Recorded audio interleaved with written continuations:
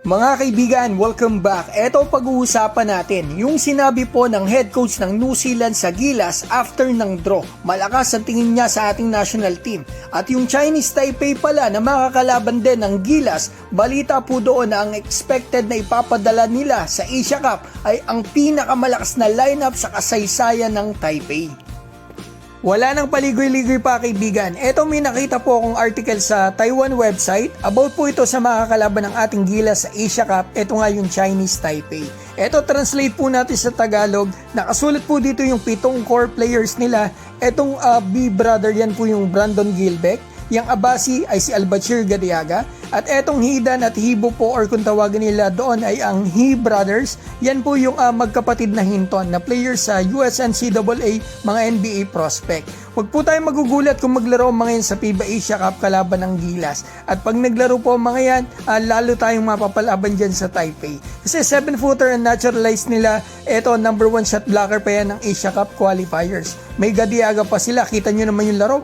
Import na import yung laro. Tapos magkapatid na Hinton at meron pang dating teammate si Kai na mahusay din talaga si Ma. Nakasulat pa dito mga kaibigan sa article sa baba, ang conclusion, the Chinese team will have the strongest lineup in history and aim for the quarterfinals in the Asian Cup. After daw po ng 3 taon na development at pagpapalakas, malaki daw po ang iniunlad ng Taipei national team at dito daw po sa Asia Cup, expected na magpapadala itong Taipei ng pinakamalakas na lineup sa kasaysayan sa layuning makapasok sa quarterfinals. Kaya wag po tayong magugulat kung papalag sa atin ng dikdikan ang Taipei sa FIBA Asia Cup.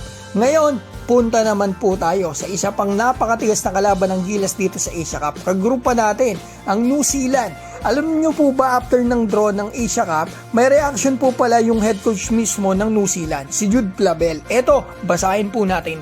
Ito po yung sinabi niya ayon mismo sa FIBA after ng draw. Yan, nakikita naman natin. Ito daw po ay isang matigas o malakas na pool. Ang Pilipinas daw po ay isang dekalidad na panig at talagang isang medal contender sa tournament na ito. At ito naman daw pong Chinese Taipei, ika niya isang dangerous team mga kaibigan. Pinatunayan daw po nito ng bigyan nito ng impresibong panalo ang kanilang koponan laban sa Gilas Pilipinas.